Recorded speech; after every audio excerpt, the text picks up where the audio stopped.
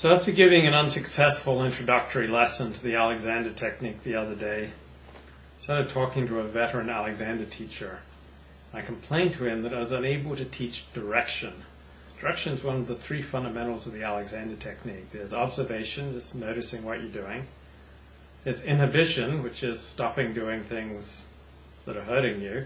There's direction, where you give yourself directions.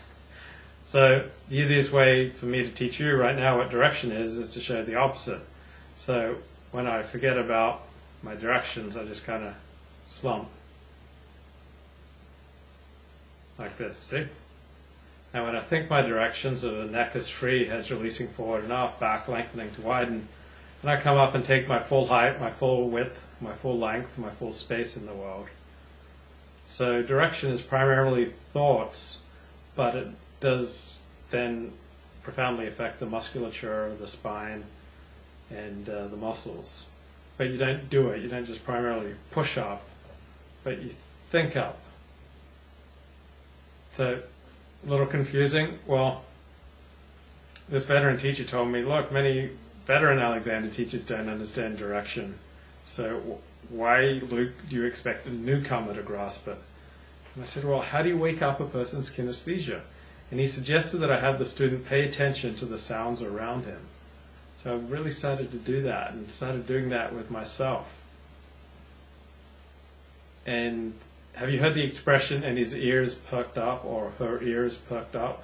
So when you start listening for all the sounds around you, not just your ears perk up, but your whole kinesthesia perks up. You'll start to take your full space in the world just naturally, without worrying about observation, inhibition, direction, just listening for every sound, and you'll just come up. It's like, whoop! It's amazing. So to me, I think this is the secret to the Alexander technique. Just let your senses come alive, particularly your sense of sound. That one works the most effectively and the most easily for me. But there's also the sense of touch. So you can just notice the feeling of your feet as they make contact with the floor. Or you can notice everything in your field of vision. So for me right now, to be able to see the right wall and the left wall simultaneously while I speak to you, and notice everything in between. So just kind of soft eyes taking in the world around me.